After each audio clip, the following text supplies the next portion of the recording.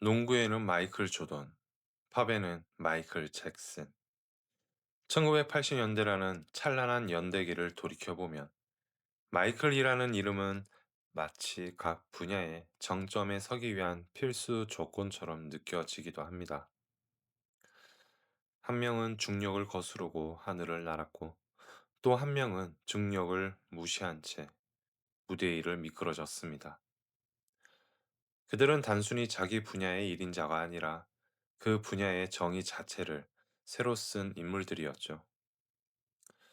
일부에서 보았던 그 서늘한 약속은 곧 대중문화 역사상 가장 거대한 폭풍이 되어 전 세계를 집어삼키기 시작합니다. 마이클은 단순히 상을 더 많이 받는 가수가 되고 싶었던 게 아닙니다. 그는 백인 중심의 라디오 채널과 보수적인 음악 산업이 쳐놓은 거대한 유리천장을 완전히 박살내고 싶었습니다. 그는 훗날 인터뷰에서 당시를 이렇게 회고했습니다. 오브 더 월이 충분히 평가받지 못했다고 느꼈어요. 다음엔 세상이 깜짝 놀랄 작품을 만들고 싶었죠. 그 한마디는 단순한 포부가 아니었습니다. 자신의 진가를 알아보지 못한 세상과 흑인 아티스트를 특정 장르에 가두려던 주류 음악계의 편견을 향한 조용하지만 강렬한 선언이었습니다. 1980년대 초 대중음악 산업은 거대한 지각 변동을 앞두고 있었습니다.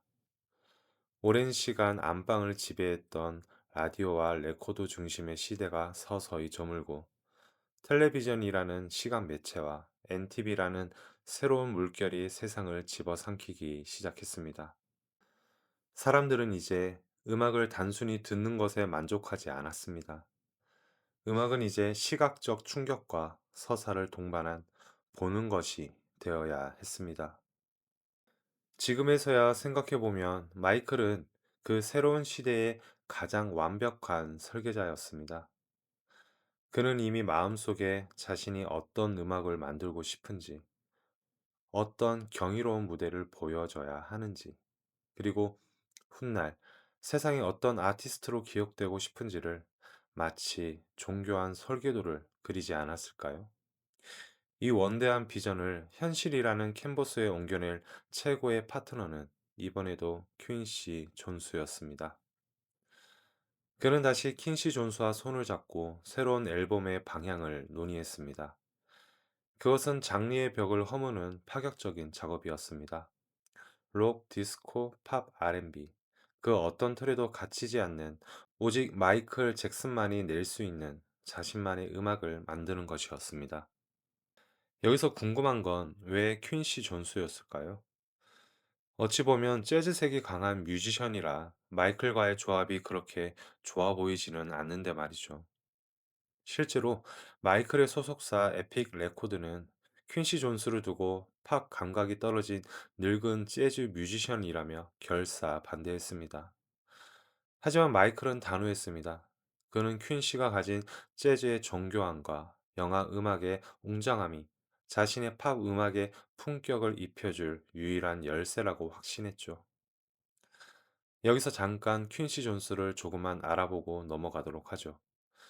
퀸시 존스는 1950년대부터 재즈 트럼펫 연주자로 시작해 빅밴드 지휘자, 영화 음악 감독, 팝 프로듀서까지 섭렵한 인물이었습니다. 당시 그의 위상은 장르의 경계를 허무는 마이스트로였으며 훗날 전 세계 최고의 스타들이 모인 위아더 월드 프로젝트를 총괄 지휘한 것도 퀸시 존스였습니다. 한 가지 에피소드를 소개하자면 위아더 월드 프로젝트 당시 스튜디오 입구에 자존심은 문 앞에 두고 들어오시오 라는 문구를 붙여놓고 브루스 스프링스틴, 스티비 원더, 레이 첼스 같은 거물들을 통제할 수 있는 권위와 카리스마를 가진 사람은 당시 지구상의 퀸시 존스뿐이었습니다. 두 천재의 작업은 치밀했습니다. 그리고 치열했습니다. 그들은 당시 앨범들이 히트곡 한두 곡에 나머지는 질 낮은 채우기용 곡으로 구성되던 관습을 거부했습니다. 모든 곡이 킬링 트랙이어야 한다는 원칙 아래 수백 곡의 데모 중 단 9곡만을 엄선했습니다. 그 과정에서 충돌도 있었는데 빌리진의 도입부가 너무 길다며 자를 아는 퀸시와 이 전주가 있어야 사람들이 춤을 출 수 있다며 버틴 마이클의 팽팽한 기싸움. 결국 퀸시는 마이클의 고집에 손을 들었고 그 고집은 대중음악 역사상 가장 위대한 29초의 도입부를 만들어냈습니다. 1982년 11월 마침내 스릴러가 세상에 나왔습니다. 이 앨범은 음악적 실험의 정점이었습니다. 백인 중심의 록 시장을 공략하기 위해 헤비메탈의 전설 에디 밴 헤일런을 섭외해 폭발적인 기타 솔로를 담은 빛 잇, 비틀즈의 폴 맥카트니와 함께 전 세대를 아우른 The Girl Is Mine, 그리고 현대팝의 DNA가 된 독보적인 베이스 라인의 빌리진까지. 특히 빌리진은 마이클의 개인적인 고통과 서사가 담긴 곡이기도 했습니다. 자신을 쫓아다니며 아이의 아버지라고 주장하던 스토커들의 광기를 테마로 삼았죠. 리듬은 춤추고 싶을 만큼 경쾌하지만 가사는 누군가에게 쫓기는 듯한 불안함과 억울한 절규를 담고 있습니다. 믹싱만 91번을 거치며 탄생한 이 곡은 전 세계 사람들에게 음악을 듣는 법이 아닌 리듬을 타는 법으로 새로 가르쳤습니다. 퀸시 존스는 훗날 이렇게 말했습니다. 우린 히트곡을 만들려 한 게 아닙니다. 단지 인류에게 기억될 좋은 음악을 만들었을 뿐이죠. 결과는 인류 역사를 새로 쓴 사건이었습니다. 앨범 수록곡 9곡 중 무려 7곡이 빌보드 탑 10에 진입하는 기적을 일으켰고, 전 세계적으로 7천만 장 이상의 판매고를 기록하며 역사상 가장 많이 팔린 앨범이라는 불면의 왕좌에 올랐습니다. 이 전대미문의 기록은 음악이 인종과 국경, 이념의 벽을 초월해 전 세계 사람들을 동시에 춤추게 만들 수 있다는 것을 증명한 진정한 문화적 통합 현상이었습니다. 하지만 진짜 혁명은 다음부터였습니다. 바로 NTV라는 매체를 통해 시각적 장벽을 정면으로 돌파한 것입니다. 당시의 NTV는 백인록 음악 중심의 보수적인 채널이었습니다. 흑인 아티스트의 뮤직비디오가 메인 시간대에 방송되는 일은 불가능에 가까웠습니다. 이때 마이클은 이 인종적 장벽을 정면으로 들이받았습니다. 그의 레코드사 사장은 NTV 경영진에게 빌리진을 방송하지 않으면 우리 소속 다른 모든 아티스트의 영상도 철수하겠다는 파괴적인 압력을 가했습니다. 결국 NTV는 마이클의 폭발적인 인기에 굴복했고, 빌리진이 방영되는 순간 음악 산업에 보이지 않던 거대한 벽이 무너져 내렸습니다. 마이클은 흑인 아티스트들이 주류 시장으로 나아갈 수 있는 거대한 문을 활짝 열어젖힌 선구자가 되었습니다. 장벽을 허문 마이클은 이제 영상 속에 자신의 철학을 담기 시작했습니다. 이어진 비트 잇은 뮤직비디오는 한층 더 노골적으로 평화와 화해의 메시지를 던졌습니다. 마이클은 이 영상을 위해 실제 거리의 갱단 단원들을 엑스트라로 기용했습니다. 일촉즉발의 위기 속에서 인종이 다른 두 갱단이 칼을 내려놓고 마이클의 지휘 아래 하나가 되어 춤을 추는 장면. 그것은 음악과 예술이 폭력의 연쇄를 끊어낼 수 있는 유일한 도구임을 전 세계에 선포한 시각적 선언문이었습니다. 마이클은 1983년 말 뮤직비디오의 정의를 아예 통째로 바꿔버립니다. 단순한 홍보용 영상을 넘어 하나의 독립된 예술 장르로 승격시켰습니다.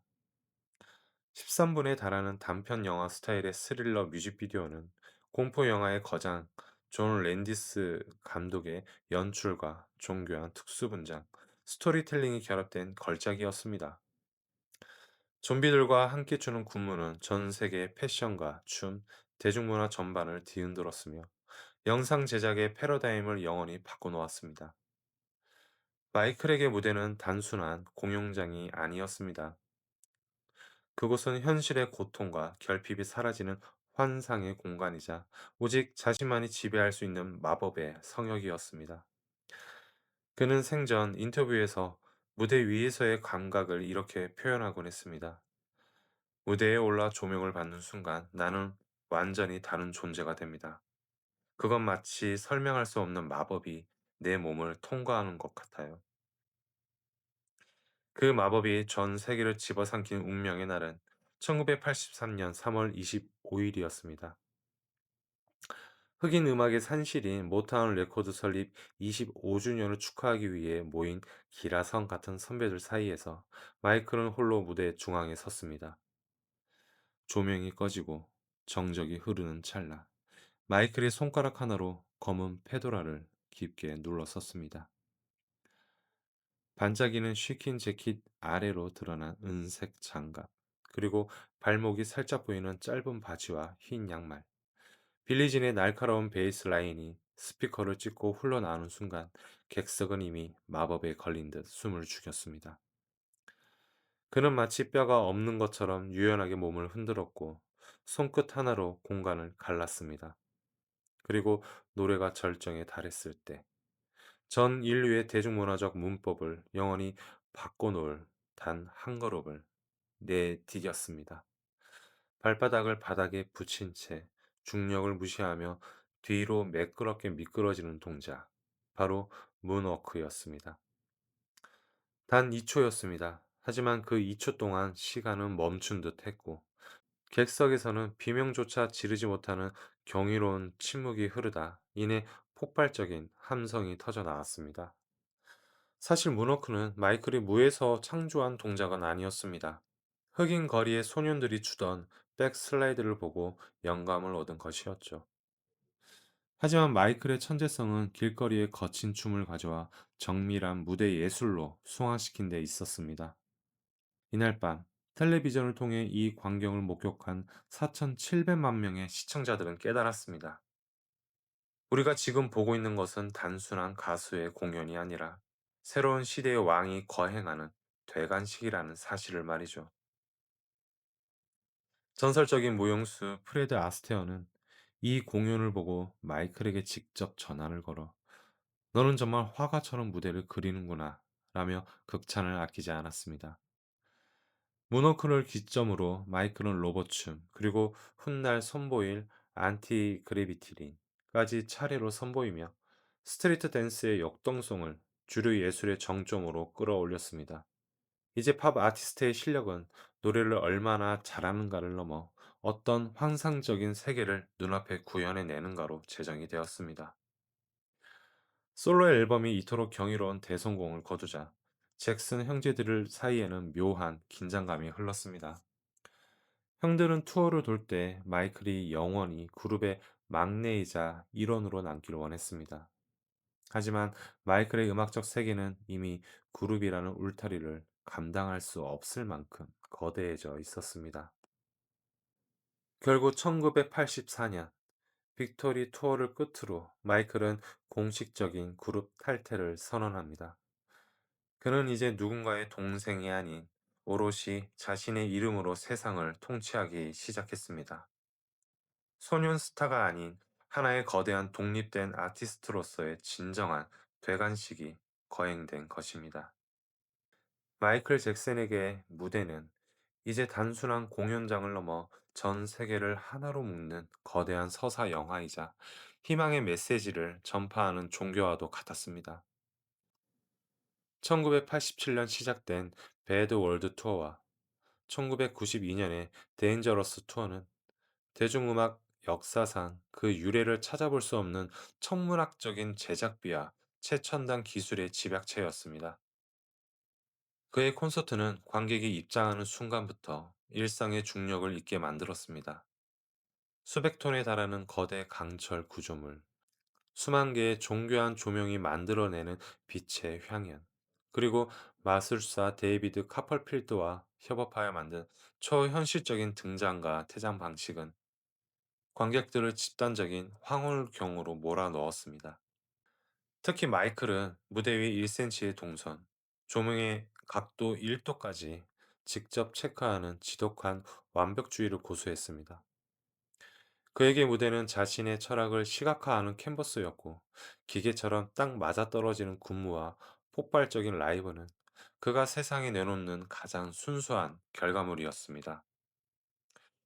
1992년 루마니아 부크레슈티 공연 당시 그가 무대 밑에서 솟아올라 2분 동안 미동도 없이 서 있기만 했음에도 수천 명의 관객이 실신했던 윌하는 그가 가진 아이콘으로서의 위력이 어느 정도였는지를 단적으로 보여줍니다. 하지만 이 화려한 쇼의 진짜 위대함은 조명이 꺼진 뒤에 드러났습니다. 마이클은 자신이 가진 이 거대한 영향력을 개인의 영광이 아닌 고통받는 세상을 치유하는 통로로 활용했습니다. 그는 무대 위에서 힐 더 월드를 부르며 인종 차별과 빈곤, 전쟁의 아픔을 노래했고 그 목소리는 국경과 이념을 넘어 전 인류의 심장을 두드렸습니다. 특히 그는 음악을 통해 신성한 순례를 실천한 최고의 글로벌 슈퍼스타였습니다. 1992년 시작된 데인저러스 월드 투어 당시 그는 전 세계를 돌며 천문학적인 매출을 기록했습니다. 혹시 방금 제가 드린 신성한 순례라는 표현, 누군가에겐 너무 과장된 수사처럼 들릴지도 모르겠습니다. 그저 한 명의 팝스타를 우상하기 위한 미사여구 아니냐고 말이죠. 하지만 지금부터 드릴 이야기를 듣는다면 생각이 바뀌실지도 모릅니다. 그는 데인저러스 투어 당시 무대 장치 수송을 위해 구소련의 거대 수송기인 안토노프까지 동원할 만큼 유례없는 규모의 쇼를 펼쳤습니다. 하지만 그 거대한 프로젝트의 결과로 정작 본인이 손에 쥔 수익은 영원에 가까웠습니다. 투어 수익금 전액인 약 1억 달러 이상을 자신이 설립한 힐더 월드 재단에 기부했기 때문입니다. 이는 당시 그 어떤 거물급 아티스트도 감히 시도하지 못했던 엔터테인먼트 역사상 가장 고귀한 헌신이었습니다. 그는 공연이 열리는 도시마다 화려한 파티장 대신 고아원과 병원을 가장 먼저 찾았습니다.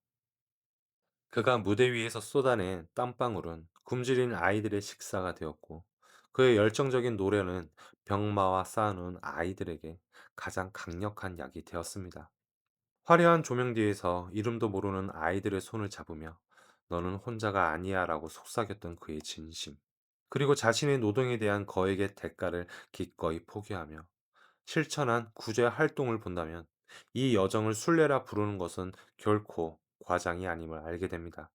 결국 그의 월드 투어는 단순한 순회 공연을 넘어 전 지구적인 평화의 메시지를 전파하는 신성한 순례 그 자체였습니다. 마이클 잭슨은 무대라는 세상에서 가장 화려한 곳에 서 있었지만 그의 시선은 언제나 가장 낮은 곳에 있는 이들을 향해 있었습니다. 이런 그의 행보는 수십 년이 지난 지금도 대중문화의 거대한 이정표가 되고 있습니다. 오늘날 테일러 스위프트 같은 팝스타들이 월드 투어를 돌며 지역 사회에 천문학적인 금액을 기부하고 선한 영향력을 전파하는 모습은 과거 마이클 잭슨이 몸소 증명했던 음악이 세상을 바꿀 수 있다는 그 거대한 희망의 유산이 여전히 살아 숨쉬고 있음을 보여줍니다. 1980년대 후반에 접어들며 마이클 잭슨은 이제 한 명의 가수를 넘어 하나의 브랜드이자 세계 문화의 상징이 되었습니다. 그가 정립한 패션과 안무, 그리고 시각적 서사는 팝 음악을 단순한 청각 매체에서 눈으로 즐기는 종합예술의 영역으로 격상시켰습니다. 오늘날 우리가 당연하게 여기는 대중음악의 모든 문법은 사실 그로부터 시작되었다고 해도 과언이 아닙니다.